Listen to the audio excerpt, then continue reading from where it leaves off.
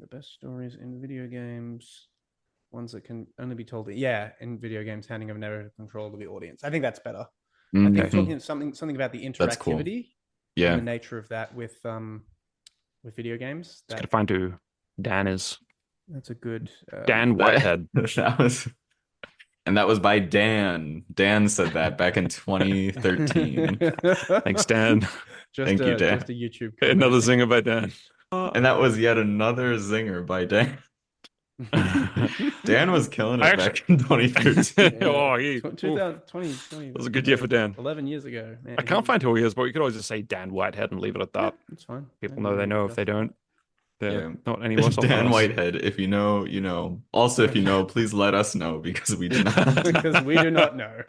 Yeah. Welcome to Prose and Cons, a podcast by writers for writers, brought to you by Precipice Fiction. Precipice Fiction would like to acknowledge the people of the Eora and Durag nations as the original custodians and storytellers of the land this podcast was created on. Hello, everyone. Welcome to Pros and Cons, a podcast by emerging writers for emerging writers. I'll be your host this evening, morning, afternoon, midnight, witching hour, whenever you're listening. Witching hour. I know, I love throwing that one in. Yeah. My name is Phoenix, and hello. Welcome. I would like to take you back. I'd like to take you back to the 1970s, which apparently appears to be quite a hotbed of activity in the world of text-based interaction. We have in the year 1975 to 1976, colossal cave adventure originally called Advent by William Crowther, which is thought of to be the first text-based adventure game based on the Mammoth Cave system in Kentucky.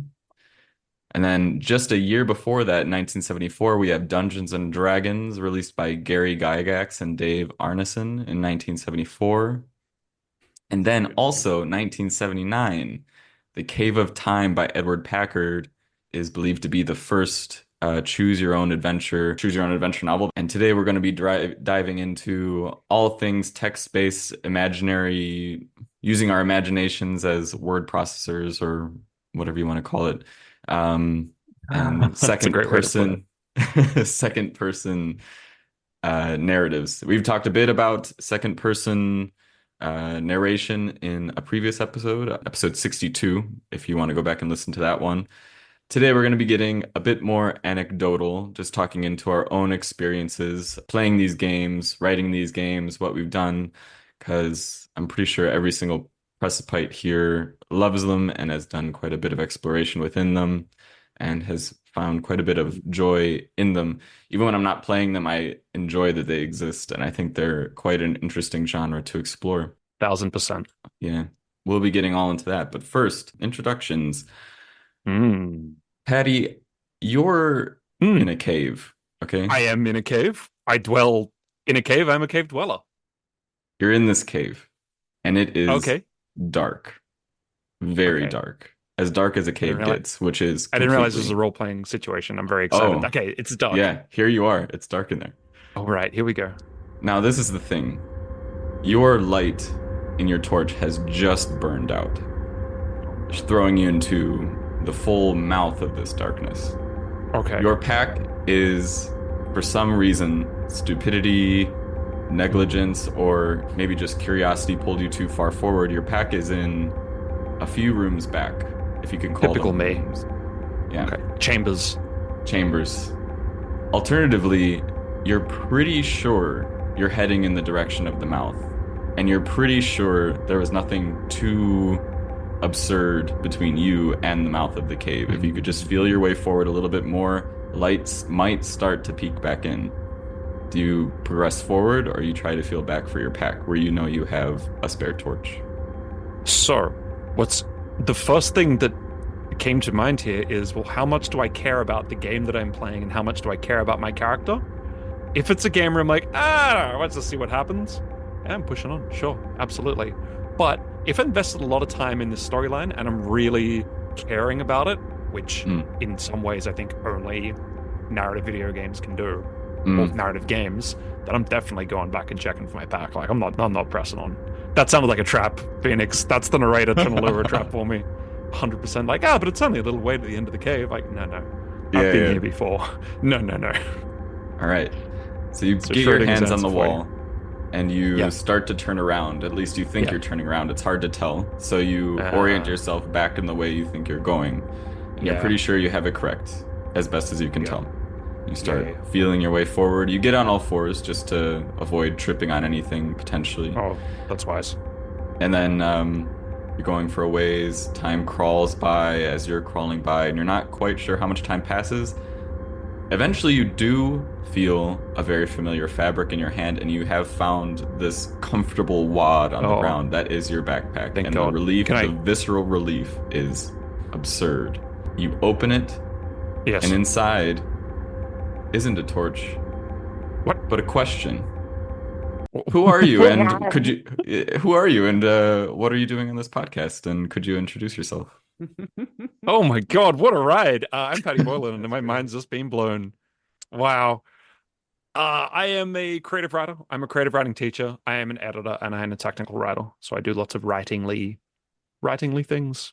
I love writingly things. Yeah. I'm currently working on my first novel, which is Sovereignty, which is about home defense gone too far. It's excellent. If you haven't read it, which you haven't because it's not published yet, but just so you know, it's excellent. Thank you. Alex, you Phoenix. are on a boat, and it is much smaller than a boat you should have taken based on where you are in the ocean, which is lost and far out. Your boat feels like as though it's shrinking with how much grander the ocean continues to feel every single day, and you find yourself this little drop right in the middle of this thing. One night, you're out there looking at the stars, and you feel the only way to describe it is that the ocean heaves below you in a way that doesn't feel like the normal rock and turn of the waves. You can go back inside and check on the radio to see if you can maybe get some sort of response this time, or you can cast your fishing line into the water and see what happens. Roll them bones, baby. I'm gonna cast my fishing line. Oh, it's the spirit. You throw your line into the water, and this is not a flimsy pole. This is Come on, Leviathan. beefy. Yeah, this is a commercial fishing rod. You throw that thing in, it's anchored into the boat. Your whole boat is the anchor for this thing. And as it hooks, be it a mouth, be it a back, whatever it is, your boat rocks, nearly tipping the edge all the way into the water. And just for a second, before you don't reel this thing in, just for a second, just before your line snaps, just like nothing, you think you see the back of something breaking the surface of the water, and that something is a question. Who are you, and what are you doing on this podcast, Alex? Oh, so good. So good. It managed to surprise me again, which is really dumb. And, But it did. very pertinent, actually, given what I've been working on. My name is Alex Eldridge. I am a writer. I've had things published in a few different articles. The big issue, most recently in the Westwards BAD crime anthology, which has come out. And I'm currently working on a book in the same way that Paddy is, although it's not one that I've told you, Phoenix, about. Paddy, I have told about it. And it actually does involve being in a boat. So that was very germane. Okay, right on. And I'm Phoenix. I'm your host. I'm not gonna narrate my own little scenario to myself. I'm I'm an editor, founder of Bent Light Writing. I actually just gave a talk. If you were at well, it's already passed. If you were at ACE's VCon 24, then you already know. But just did a talk on authenticity versus sensitivity there. Had a good time. And I also write. With that, we are going to jump into this. So, oh boy, text-based narrative. I know, I'm excited. It's Friday, but it feels like a Saturday morning, a little bit like Saturday morning energy. Okay, we're fine. That's definitely Saturday morning sun. Yeah, my wife just opened Okay, my open my shadow to water the plants. Anyway, big Saturday morning vibes for me. What are your two, like when I throw it to you, text-based games, what's the first thing that comes to each of your mind, your primary experiences that come to mind with that? Originally when you suggesting this topic, I thought of all the great text-based games I've played, and I've played a lot, and I love narrative-based games. But as you said, Dungeons and Dragons and role-playing games are also text-based games, really. Well, I suppose they're also Mm, dialogue, like spoken dialogue games, but mm. well, that's text. And I have just so much experience with role-play games. So yeah, role-play games are my beloved. I don't have as much experience with role playing games as Paddy. I have DM'd once or twice, but the first thing that comes to my mind when we talk about that is I've recently started playing a visual novel, which is a game on. I'm currently playing it on my PS4. It's called Doki Doki Literature Club. I don't know if you guys have Oh heard my of it. gosh. No. Would that It be, oh, is I don't know, a Japanese game by any chance? It's just it's actually not. Oh, It's really? actually not. Okay. It's very based on anime, but I believe it is an Oh, okay. American. Okay, Yeah, but using the trappings of, right, because Doki Doki Literature Club, yeah. like, come But on. It is. so it Yeah. appears to be a dating sim, and you're just reading through and going through all the stuff there. But actually, it becomes a psychological horror, I've and heard of this. it is one of the Ooh. most unsettling things I've ever played. Ooh. It's like it's got a whole disturbing, it's like a content warning at the beginning. Like it really is like, hey, this is like not what you think it is. Like this is gonna get spooky. Oh, wow. And you look at the And marketing and it's all like kind of bright colors and anime yeah, girls and and it goes off a fucking oh, cliff, man. wow. It's really intense. Oh I my don't know gosh. what the policy with spoilers are in this, but like Maybe keep it light. yeah, it's Yeah, not keep what it you light. think it is. How Um, interesting. I really yeah, want to find out more so about that is this. that's a text-based adventure in the sense that you're constantly scrolling through things. There are images that pop up. It's kind of like a manga. Like there are these stock like anime girls that have these stock expressions like they're happy or they're sad or they're confused or whatever. But other than that, it just kind of changes. And then when it gets a little bit deeper in it sort of starts glitching to say to put it lightly, Mm. and that's where it starts getting really really spooky. So that's been Oh my my most gosh. recent experience with it, and that's been really really incredible. I honestly can't play very much at a time because it's very unsettling. Wow. Oh my Yeah. gosh. I like like forget the topic. I want to talk about this Yeah. game. Yeah. Yeah. Okay, I'll just say the characters are very well written, surprisingly well written for the style of like I guess it's manga because the characters don't move. Hmm. And then which makes the psychological horror bits hit even harder. So that's all Hmm. I'll say about it. Worth checking out. Beautiful. Worth checking out. Is that available on Steam as well? Yeah, it is. I think it's actually free on Steam. It cost me like What? $15 on PlayStation because I was like, I just want to play it on my home console. But yeah, I think you can just get it on Steam for free. Wow. I log on and there's like, hey, you want this game? It's like, sure, I guess. Like, why not? Yeah, take it, take it, take it, take it, take it, take it, Well, take it. that's very cool. That may have changed my weekend. Not to Anyway, derail the conversation, but Petty, I know you have some experience writing and you DM too. That's right. You did Ellie a course or you led a course on DMing or No, something that like was Alex that was that did that. Alex. Yeah, But I sorry, have I been like, changed subjects no, halfway that's there. okay. We're interchangeable people. I have been playing and running roleplay games like Dungeon Dragons since I was what, 11 years old, 12 years old, so for a Mm. really, really long time. You popped What into my head is when I thought of this episode. I really I love wanted that. to talk I to you love that. about this as well. Yeah. Thank you. The biggest difference between writing for something like Dungeon Dragons or a roleplay game, so a tabletop roleplay game where you sit around and you roll dice and you kind of tell a collaborative story and outcomes are randomized based on dice rolls. So you might charge at the ogre with your sword drawn and you might roll a really, really bad roll and it goes terribly. Or you might roll really well and it goes well. And that's sort of a lot of where the thrill comes from.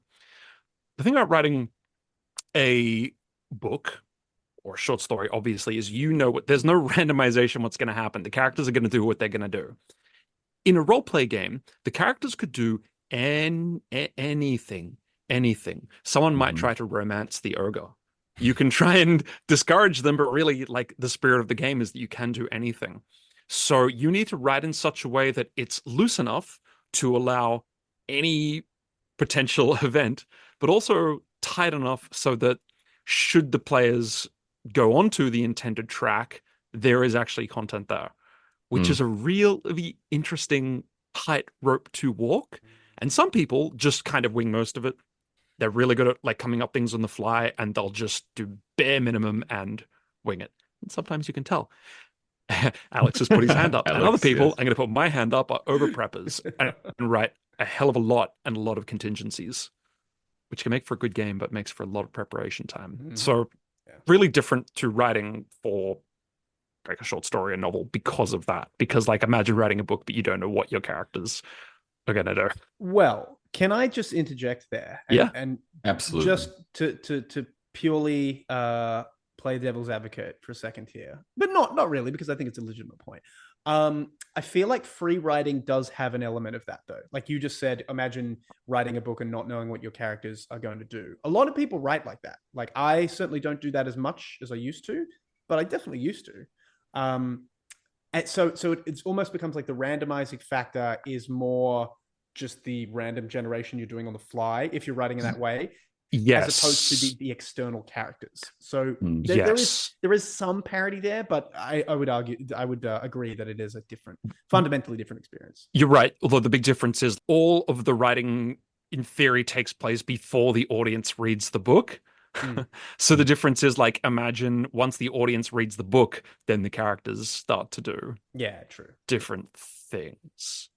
So reacting to the book in real time, as opposed to you reacting to you making it yourself as you go. Through. And I suppose a text-based video game is kind of like a middle ground because there are different paths the characters can take, or the main character can take, the player, but they're limited. So you can only write so many contingencies. I'm going to stop now. But those are my thoughts.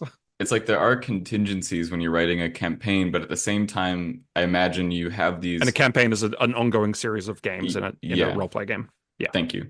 A campaign is like the overall arc, and then you might have episodes within that campaign, like based on play sessions and stuff. But because usually you do write these like staple anchor points because you're writing, again, it's like you're writing little islands where you have no idea how people are going to get there, but you know they have to get here or something sometimes. 100%. Yeah. You would write like big scenes or big places, and like how the players get there is up to them, but you know what the big set pieces are going to be, and you try and gently guide them toward it. And they inevitably thwart you in that. And you take care out. It's almost like, just in terms of video games and limited paths and stuff, it's almost like a video game that has literally infinite paths to these bottleneck points where it's like you get these immense arrays of possibilities in between these anchor points and stuff. The quote-unquote possibility space is very wide if we're going to get real pretentious about it, which I guess we are. That takes I like that term, college, the possibility space. Yeah. Because you studied game design, right? Space. I did computer science, and then I did some game design classes and stuff, and that feels very game designy. Fun little anecdote. Random little anecdote, but it is like my favorite part was one assignment we had to take chess, and they said the whole assignment was just introduce one rule that changes the game. Like you can write one extra rule and see what you can do. The class ended up talking about my rule and analyzing it because it was the best one. But I introduced the Black Plague, which meant that every turn or every 5 turns you have to, or let's say 2 turns, whatever you agree, you have to take a piece off the board in order of strength. So you start with your pawns, working your way up to the king. So suddenly it changes the currency value of pieces and stuff like that. So does that mean that you take a pawn off the first, say, 5 rounds, whatever, and then the next one you continue to take another pawn, or you have to rise up a rank? You have to go to a bishop? No, you continue with your pawns until you no longer have pawns, and then you take a knight, and then blah, blah, blah. So your pawns have immensely more value because now they're protecting your bigger pieces in a bigger way, but they're also rotting. Fascinating. Good metaphor. And then you can like the plague, like working its way up the. Exactly, it works on a few levels, as well as it. If anyone plays chess out there, it also introduces things about like because pawn structure is a really big deal. So if your pawn structure is also rotting, you have to plan your pawn structure around the degradation of your pawns. And this worked out to be a better segue than I thought, because one thing that I started playing with a long time ago in terms of text-based games, I had actually written it was meant to be a long distance text-based game with a lot of space between turns, set in Italy during the I time remember of the this. Black Death. Yeah, I recall this. Yep. And I wrote quite a lot out. It was a lot of fun. I had such a good time writing that thing. Nobody ended up playing it except for like a few little testers. But like God, I had such a good time writing that thing. And just I do love writing games. I find it very fun. So writing the rules and how the mechanics will work, but also how it is that balance of like how much story do you write versus how much space do you leave. And like you have to be very honest about how many anchor points you need, especially because as soon as it's so wild how you think you have enough anchor points, you think you have enough scaffolding, and as soon as you let your players go within them, they find all of your holes so fast, and immediately Mm. you feel so naked. I don't know. It's a Well, I guess that's just like when you have beta readers for your own work and you think this is the best thing in the world, and they say like, I don't understand what's happening in this scene. This fight scene doesn't make any sense. Yeah. Why yeah. are they doing that? You're like, oh, What's the motivation? it's not as perfect as it seems. A really good this is getting a little meta, but a really good literary depiction of this sort of game that's threaded through with an actual story of where things happen, like happens in narratives, is a book by John Daniel called Wolf in the White Van. I think I've talked about it Yes. before. Ooh. And it's basically it threads the idea of like, oh, this is this text-based game that you like mail away for it. I think it's set in like the 90s or something. And the consequences of that game intersect with the consequences of real life in a way that's very interesting and ultimately traumatic. Wait, you mail away for the actual game, or in the game there's a game that gets mailed away for? Okay, so I'm talking about a book. That's Wolf in the White Van. Right? And within the book, there is a game that is Okay. the protagonist has essentially set up for other people to play, and these two kids basically start playing the game, and the consequences of that down the road are very tragic. So it's within the context of this discussion. I just thought it was a bit meta. I mean, it's based also on a the very name, good book. What's that? based on the name Wolf in the White Van, I can kind of take guesses at some things that may happen, and oof. Yeah, Yeah. It's not a what pretty you abstract think. title, actually. Yeah, Yeah. Okay. Very abstract Interesting. title. Very good book. very good. Interesting. Also, I just finished just diving down this rabbit hole. I just finished listening to, or I have like 20 minutes left of The Handmaid's Tale. The Oh, the cool. style between The Handmaid's Tale and Wolf and White Van, I found them very similar in the time they like these Really? like really short, sharp, sort of flat falling sentences, just like these quick one-liners that just kind of Yeah. set a tone as a description. They both do I that a really like lot. that. Yeah, it was really I like that style of writing a lot myself. Yeah, me too. I would like to read it, but I've always Margaret Atwood's writing style has always rubbed me the wrong way, and I've never tried to read The Handmaid's Tale. So Hmm. I think I'll give it that a go. I'll give it one last chance. I thoroughly enjoyed it. But anyway, off of this, or I'll frame it like this actually.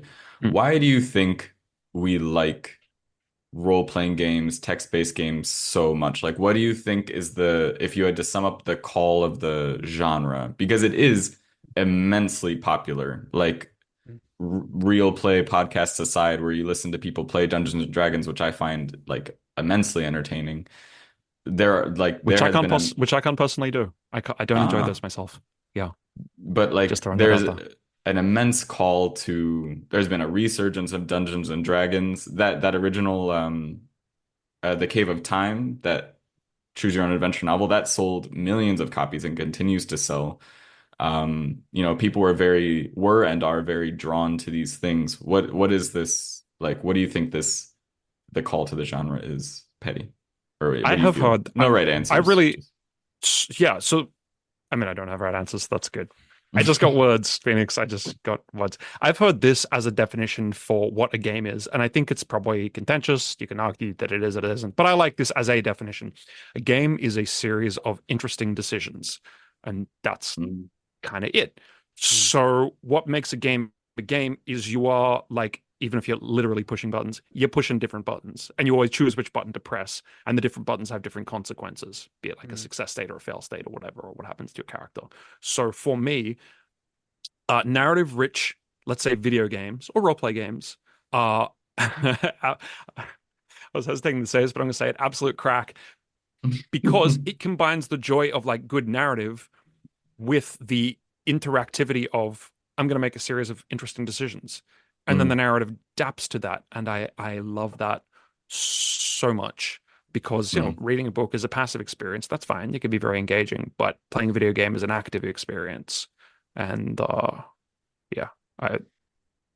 yeah, that's all. I love it. I think they're almost two sides of the same coin.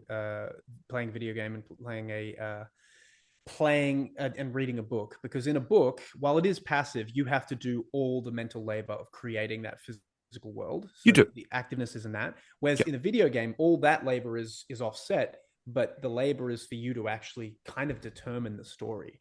So they're these different push-pull forces. Yes. Unless it's a totally text-based video game, in which case there's still the mental labor of... Yeah, still choices. Oh, well, yeah, exactly. And then it was of reading and imagining and stuff like that. Exactly. Yeah. In that case, there's both. But you could probably argue that the latter, the actual physical interaction, is vastly reduced.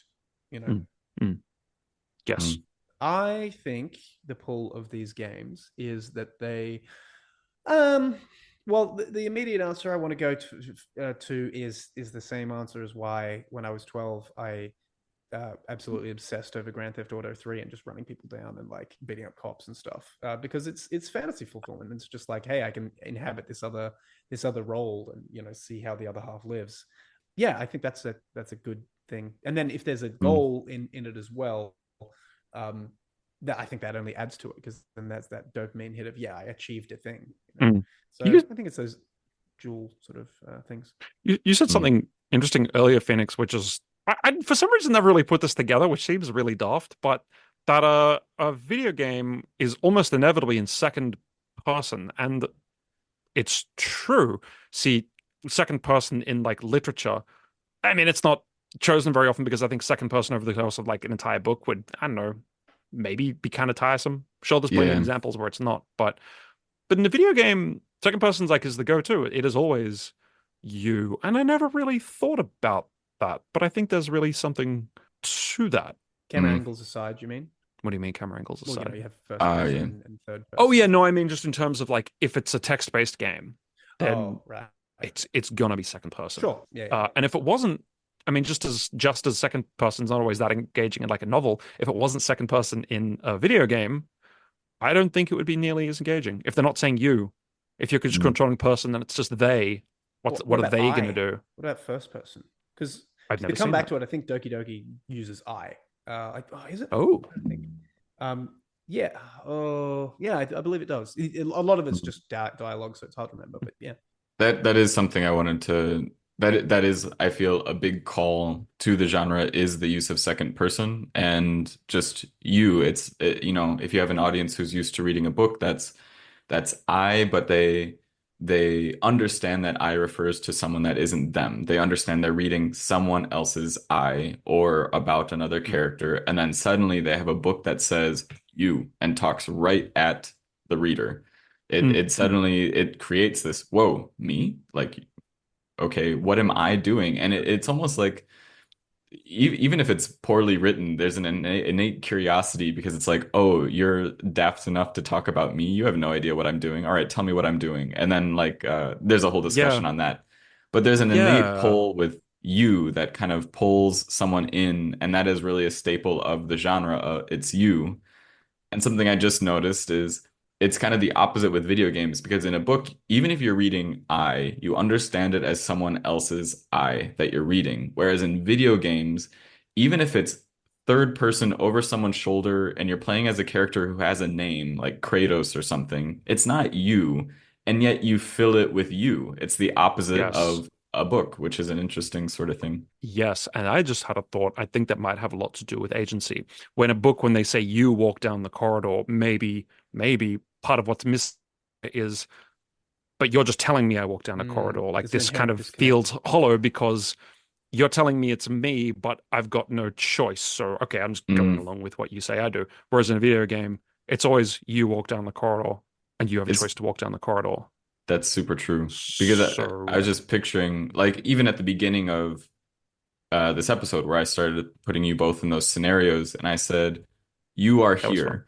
There's an innate there's more curiosity because or it's like there's more investment because you do know you have agency. Like, all right, you understand I'm setting a scene, but you know there's gonna be a point where I stop talking and I'm gonna Yeah. leave you there. Whereas if you are in a book, it's implicitly understood that that's not gonna happen. You might have there is still interaction in the sense of like, you can choose your own adventure, you can choose different outcomes.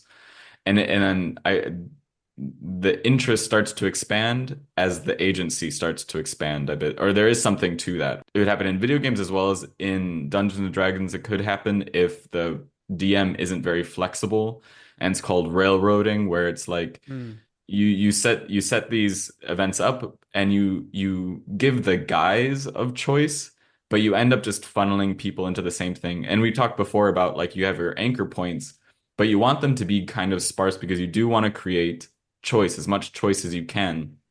You So do. if you one No, second, sorry, please finish your point. Yeah, yeah, yeah. Just but the go. point being, if you're only giving the guise of agency over to your listener or player or whatever it is by um like people sniff that out so fast because it's just this dissonance that you can't help but feel when someone hands it over to you. It's like, what do you do?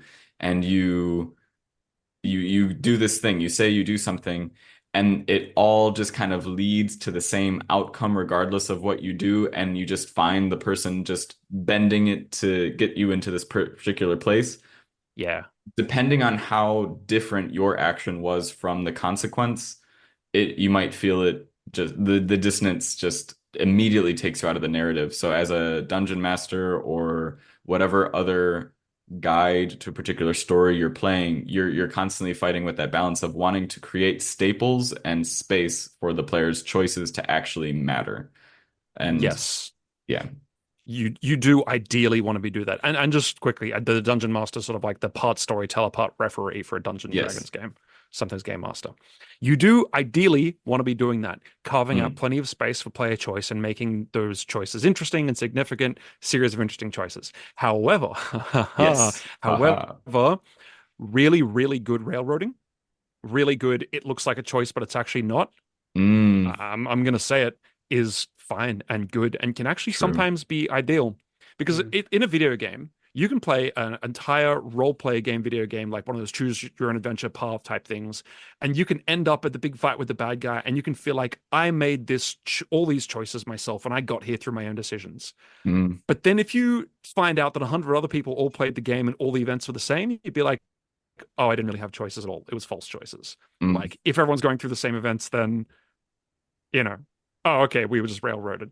However, with something like a roleplay game where it's a one-off, you can have a disguised railroad and the players won't know, and they get to the final boss, which is always what you intended, and if it's done really well, they wouldn't know that a lot of the time you're actually stripping the decision from them. For example, very just true. quick example, do you go to the left or the right? We go to the left.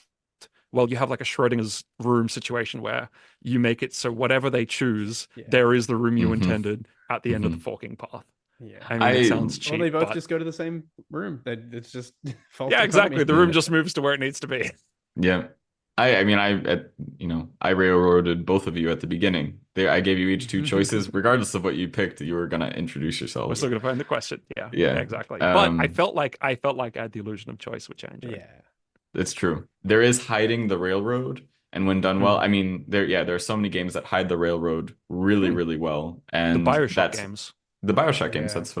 That's a And then excellent they hiding of the deliberately railroad. don't hide the railroading. Yeah, Especially in then they one, tell it you. very, very deliberately was like, hey, we've been railroading you this whole Yeah, time. What do you think very about clever. that? Which is very Jerk. clever. It's incredibly clever. It's one of my favorite video game twists of all time. Yes. But at the same time, there are moments where that railroad feels so bad. I guess what would you say? What would you say makes a bad railroad? Uh, I mean, this is getting away from narrative. Mm, in level design, if you're designing, let's say, a first-person game, that's one of those games where you inhabit the eyes of the character and you literally move around a space. If a level is designed well, it will give you the illusion that you are freely exploring this place and you come across the next level as a result of your exploring, rather than you were always going to go to that level. It was always A to B. Bad level design, it's almost like a theme park ride. The deviating paths Yeah. feel like false deviating paths. You're like, okay, well, the developers want me to go here, and they want me to go here, and they want me to go here. Like you're walking through like a ruined city, but oh, there's rubble here and you can't pass. Oh, there's a locked Yeah. door here and you can't get through.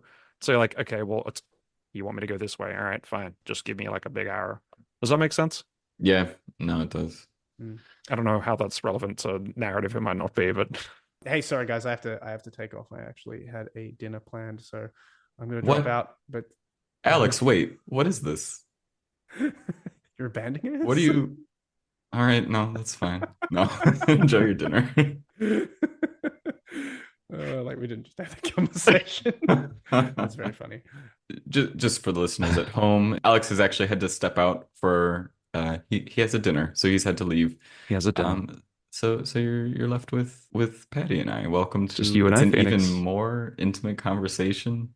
It is. It's now a duologue. It's a duologue. Well, I get a question for you, Phoenix. Yes, ask away. Obviously, you're a connoisseur of text-based video games. What is the one that you think like that you're like, this did something so well, or this is my favorite example because of this, or this did something I could never have expected. Like such a text-based video game that it uses its text-basedness in a way that's remarkable. What do you think? What do you think, host? Turning it around on you.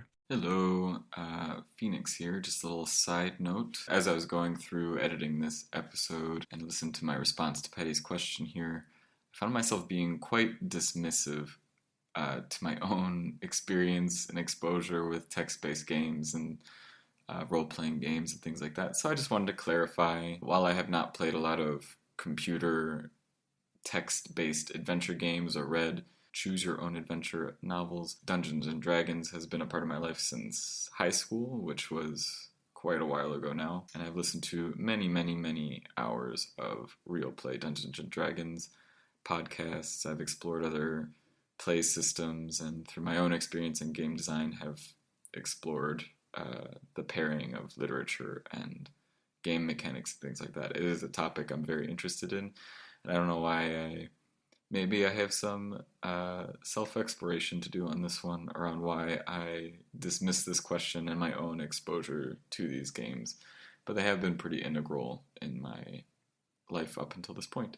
Anyway, with that, I'll give it back to my past self. See you later. So I would far from consider myself a connoisseur of text-based games because I have not actually played a great deal of them. But that actually really I'm, surprises me. That really surprises me because you love literature and you love games. Yeah. I'm a connoisseur in the sense that I do deeply enjoy them and I find them fascinating and I love what they do. But I couldn't, I actually haven't played, or no, I haven't played a text-based game. I've played like a point-and-click adventure game. Like I've played those sorts of video games. But in terms of text-based visual sort of novel games, I haven't played any of those, save, well, there may have been one, but I've forgotten the name. I think there's a lot of overlap because like one I was going to mention and have mentioned before is Disco Elysium, which it is a point and click adventure game, but it is all about the text, and really it wouldn't have to be point and click adventure. It could just be branching choose your own adventure paths, really.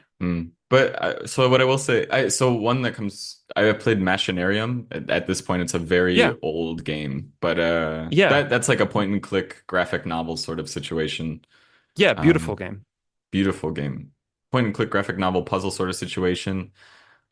So what I will say, one thing that I really like about text-based games is it does, the imagination is so incredibly immersive. I remember reading it was like a meme or something, and it was talking about how books are like the wildest things because you hold this thing in front of your face and you hallucinate for like 2 hours while you're holding this object in front of your face, and then you put it down and you go about your day and nobody talks about this. That's incredible. True. Wow, that's one of those moments where you're like, oh my God. Yep. We're really strange. Yeah. The mind is such an incredible processor if Like once you start to Mm. quiet it down, visuals can sometimes be a very loud way to try to pull someone's attention. And currently that is kind of the go-to way of pulling someone's attention are loud visuals that grab attention due to color or Yes. whatever. But very Yes. rarely does it hold attention because it just makes someone look. Text-based games are and books in general are so effective because of they're slow.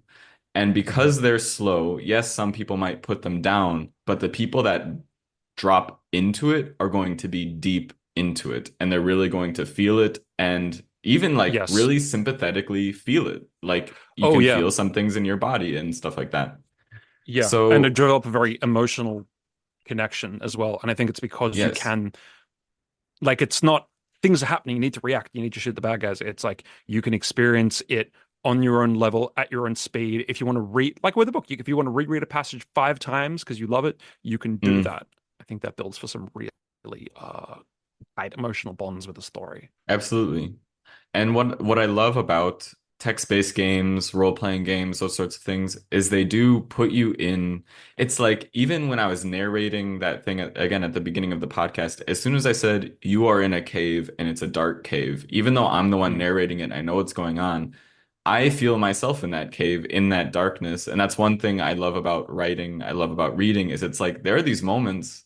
It's the same with writing where I'm sitting at my computer and I am writing myself through a space. I'm actively exploring it in my mind. And it's, text-based games that really they draw you into yourself as opposed to pulling you out of yourself. And that's something that makes Yes. them so effective and so intimate. And, you come out of a D&D session and you've really like bonded with the people you've been with because you have Hmm. really like slowed down and gone through something together and Yeah. it puts you 100%. in that space that sort of within yourself and it's really deep exploration. Yeah. This is all making me think like we haven't talked about choose your own adventure books really. And it's funny like because the choose your own adventure it's really like a video game on paper, but they're not I mean they're not popular. Like outside of like Goosebumps books for like, you know, young teens.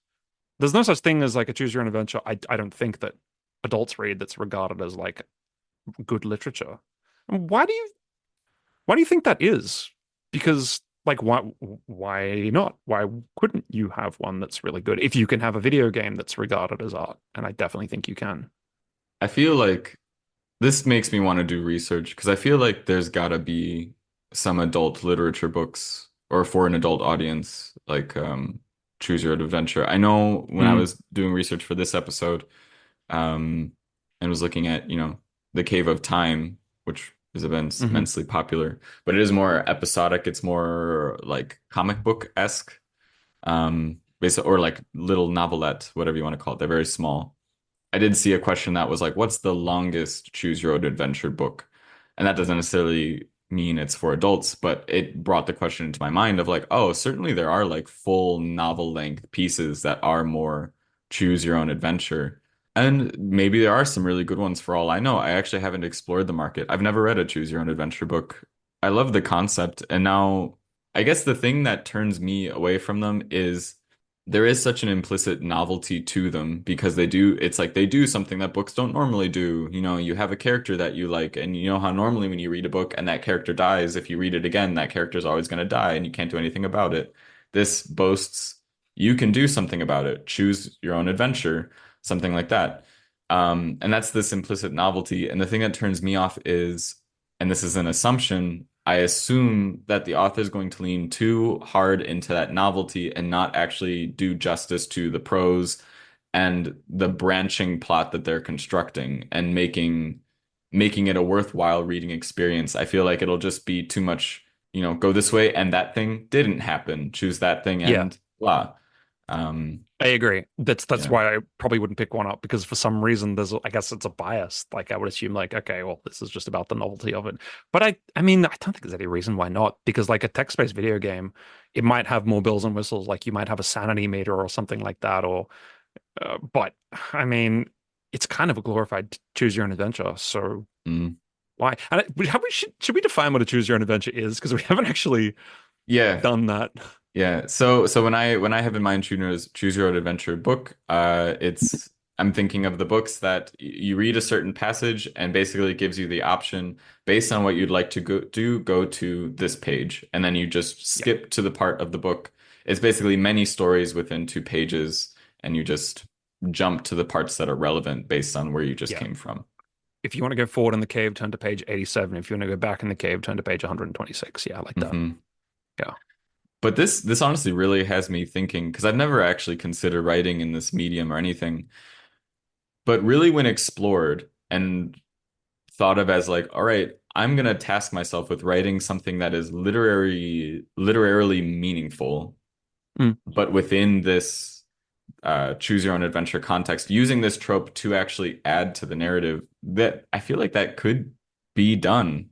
And it would be quite incredible if it was. Like the thing I'm thinking Yeah. of is like, what if you have something that has the same level of character development, but maybe you actively choose which character you follow, and you can, Oh, yeah, or well, I just like like that. you could play with it so many ways, and What I thought you were going to yeah, say is like you choose how the character develops. Like mm, if you are that too. angry at Lucille breaking up with you, turn to page this, but if you are reflective and despondent, turn to this. I mean, that's like a simple, Mm, dumb version, but I don't know, like guiding characters. Imagine if all of the page turning decisions were like an internality moment, like a character's mm, internal state of mind. hmm. I don't know. I don't know. Yeah, there's why hasn't this been done? Or maybe it has and we just Maybe don't it know about has. it, but it Yeah. seems like a fruitful space to explore. The thing that's difficult with that medium and why I would be hesitant to pick one up is that, if you are giving agency to the reader based on like on internality moments or any moments like that, and again, depending on how well the author does this, based on the decision the reader makes, it might just diffuse the tension and there's no actual story there potentially. So, as a reader, we kind of want to choose the easy moments sometimes, we're mad or maybe we're mad at this person, or maybe we do understand and stuff like that. And while we want to You think we'd always say, choose the more dramatic ones? The I was actually going to say, at least for me, like choose the more they understand, or the be nice versions is it's very tempting this as this might be humanity. just more of a reflection on you because I think a lot of people like all the people that play video True, games and the first thing they that's do is true. like kill the stranger. Or like, so I've run a lot of Dungeons and Dragons games where I'm the dungeon master, and so often you get new players sitting down. You're like, okay, you're all sitting in a tavern, and one player because they never played before and they're just drunk with the possibility is like, all right, I attack the tavern keeper. Like, I got a crossbow. How True. much damage does that do? And they just start rolling to hit. So I Yeah, don't know, man. I like that's very that's good true. natured of you, but I think a lot of Okay, players okay. people just want to see the world burn Agnostic. in their stories. Agnostic of good decisions or bad decisions. Actually, the challenge is depending on if you even it doesn't need to be the good decision, but people might choose what they choose, and there might not actually be a story in that direction. Like it's like, Mm. okay, I mean you can kill them, but it diffuses all the tension. It kind of takes away from the plot significance in these ways.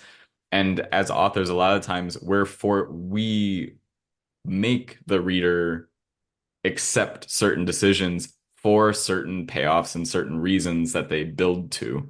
So it would be very difficult to give the reader agency in a Yeah. way that satisfyingly builds. That'd be so Whereas, many payoffs for so many decisions, right? yeah, Is that what you're saying? whereas, Yeah. yeah, or yeah, either so many decisions, so many payoffs, if it's done, I guess, well, or even cooler for me maybe would be they do even regather to a point, and regardless of which way you went, you come to the same culmination at the end. That'd be cool too.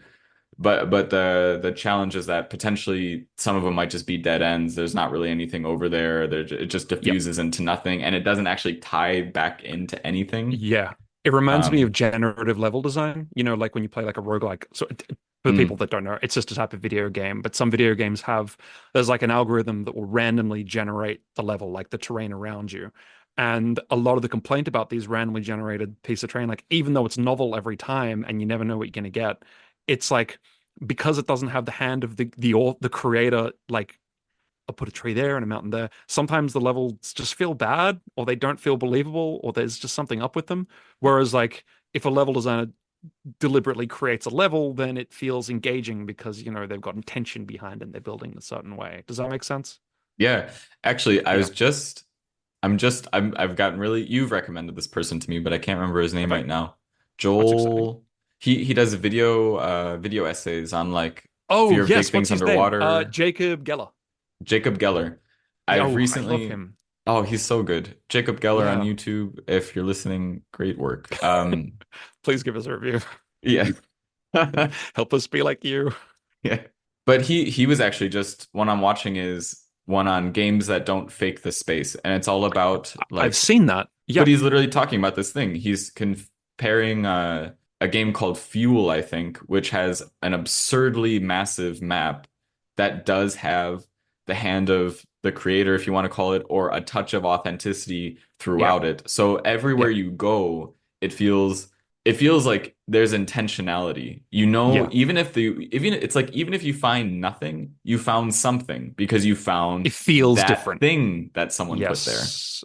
Yes. Versus he compares it to like a Minecraft map, which is like much many times larger than the planet Earth, but Hmm. it's procedurally generated to a point where it's just procedurally generated. Yeah. There will You always be a might degree of find, jank in that. yeah, exactly. Sorry, you might Um, find I could that example felt like it was gonna be really good, and I just like oh came no, in it's right just over the it's top just of the it. opposite, I guess. So like it's the same thing where if you decide to explore in a certain direction, there's a level of meaninglessness to it because even like for example if you explore a map that was hand created, even if you go a direction and find nothing relevant to the plot but you do find a rock, you at least know like someone put this rock here and I found it. It's almost like there's this inherent little nod versus if you're exploring something that's procedurally generated, if you go a direction and end up finding absolutely nothing, it was just absolutely nothing. There's no Hmm. nod between player and creator. It's like, oh, you Hmm. just kind of went a direction. There could be something said for you're pioneering a virtual space. Could be cool, Yeah, but and feel it's maybe different. potentially empty. Yeah. Yeah.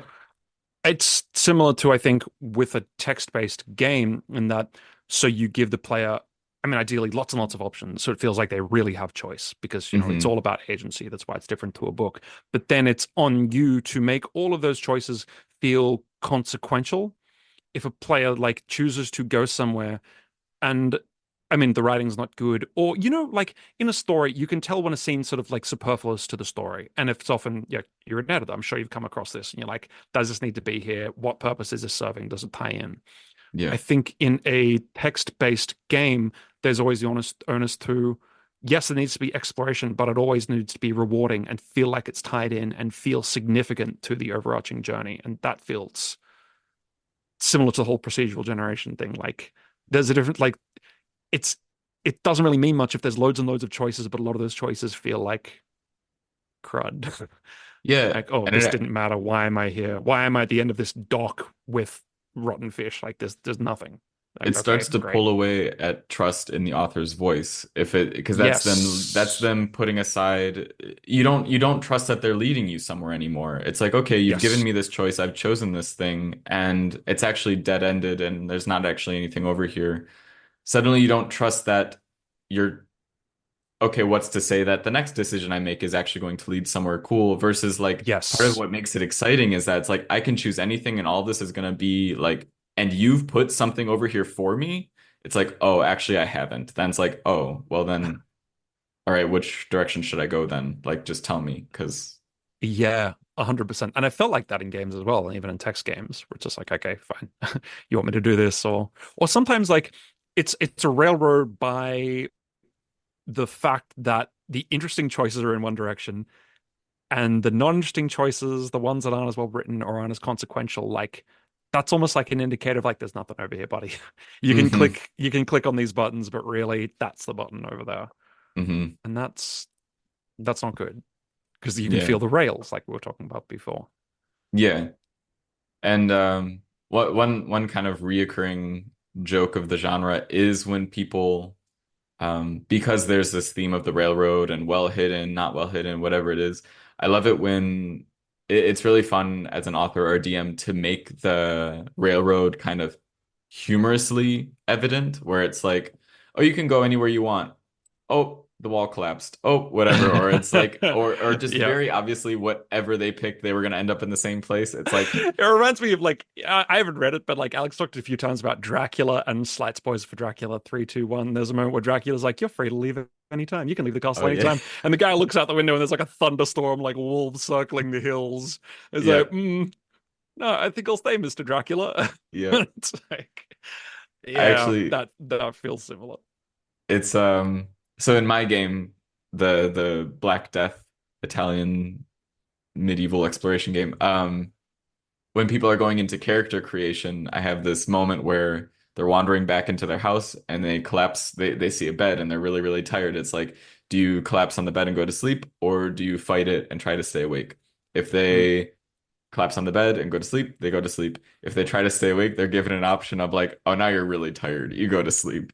It's just like, I think I no matter remember what, I encountering that, but I just, found it funny. And I've yeah, seen that in video exactly. games It's before, it's where it's funny. like when it's so obvious, you can have a Hmm. laugh at it. It's like, I know what's happening here. You know that I know what's happening.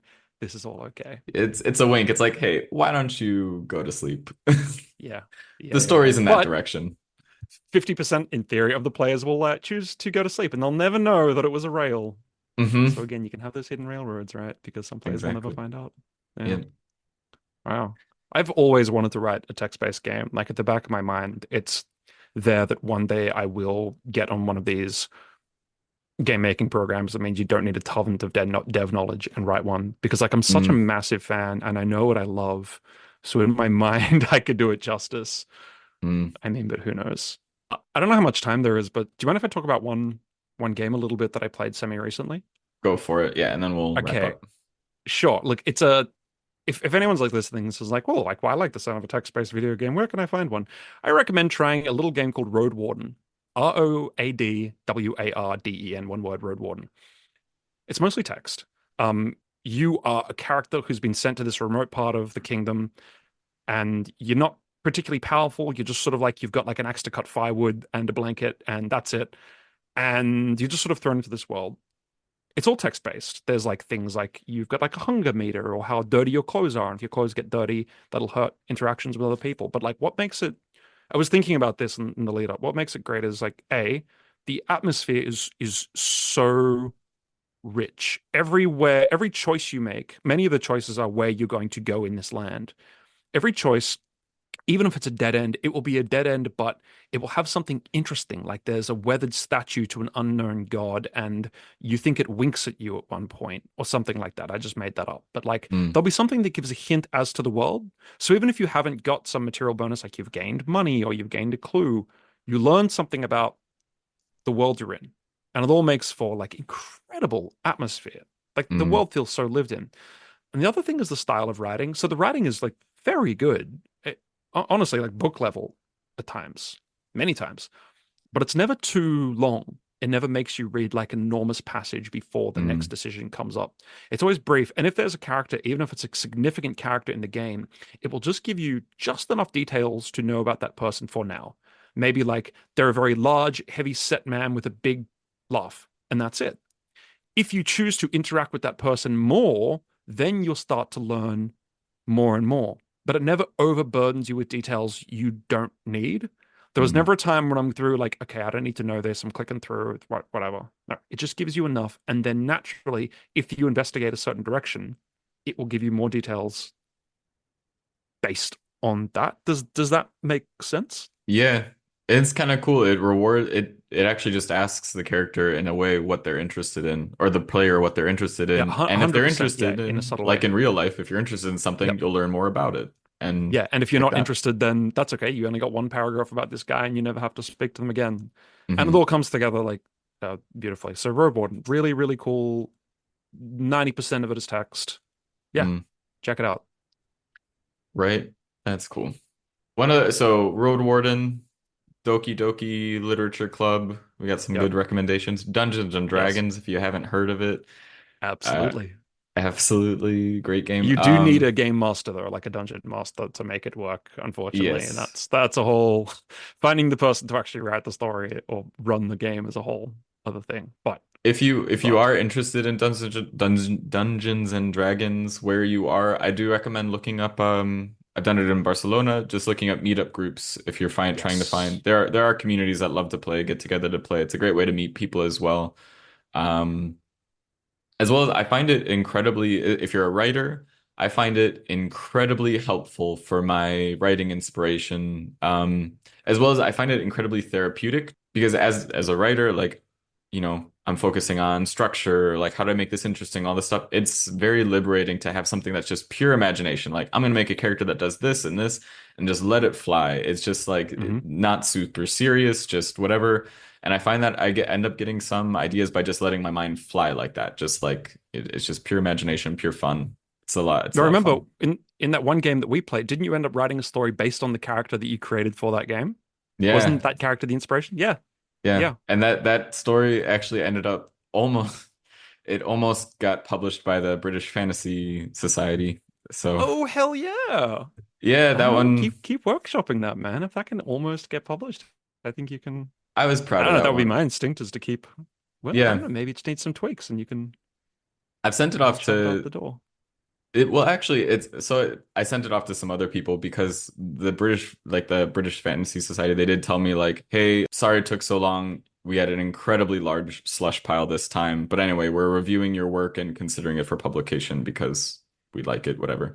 So I was like, Oh, okay, that's super sick. impressive, man. As well as at the end, they said, like, hey, we didn't go with this one, but just so you know, it has nothing to do with quality. Like at this point, at this level, like it's pure taste of the editor and stuff. All of these stories could have been published and they would have been like, they're all fine. So it was a huge compliment, bummer in the end, but it was a fun little, because people, I think it's like a kind of in the community sort of writing advice, like don't write a story based on your Dungeons and Dragons character. So part of me gets a I've never little heard that. catharsis from it. Oh, Of dear. like, Okay. yeah, well, you can if You you need to write come it back to those well. forums in all caps, be like, listen here, mother effers. Or It's don't. not the Or have character, decorum it's and your don't. ability to write it. So Oh, well, maybe there's something to that. anyway, thank you very much for listening. I hope you've enjoyed yourself. I've had a great time in these Saturday morning vibes. This is the kind of stuff I like to talk about anyway, because I'm a massive nerd. So thanks for facilitating that, Phoenix. Oh, it was my pleasure. But if you did enjoy this conversation and you want to support us to create more conversations about this stuff, there are a multitude of ways, many of which come at zero financial cost to you. Just consider giving the podcast a like and comment, a review. That's what Subscribe it's if called. possible. Subscribe if Yep. possible. Those things help us immensely. It just helps more people find us, and that encourages us to make more content like this. We love doing it, and we're going to keep doing it, but it helps us immensely. So yeah, It does. consider that. We're on YouTube as well if you wanted to subscribe to us there. We've written an anthology. We don't just talk about writing, we do write as well. The new Mythic nominated for a couple awards. That's on Amazon. There's an audiobook as well on Audible and many other audiobook platforms published by Dreamscape, with incredible voice talent on it. Really incredible voice talent. Yeah. Really incredible voice talent. I just saw Amy Smith, who's one of the voice actresses, just recently posted something on Instagram about like she's part of some panel at this cool sounding impressive thing, and I noticed that it was her, and I recognized another picture, and it was the guy that I think narrated your story, Paddy. And I was like, oh my gosh, it's like a community of like really badass voice actors, like all. Oh, I love that. I love that. I love that we're Yeah. tangentially connected to that. That's very cool. Yeah.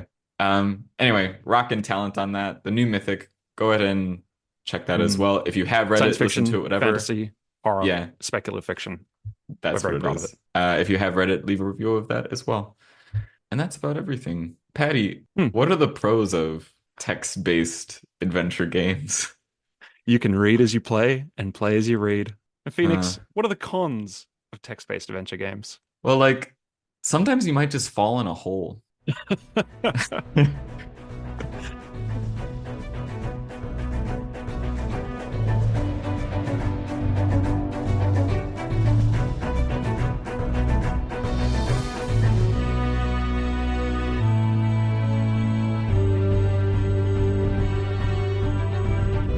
You're listening to Pros and Cons, the Precipice Fiction podcast.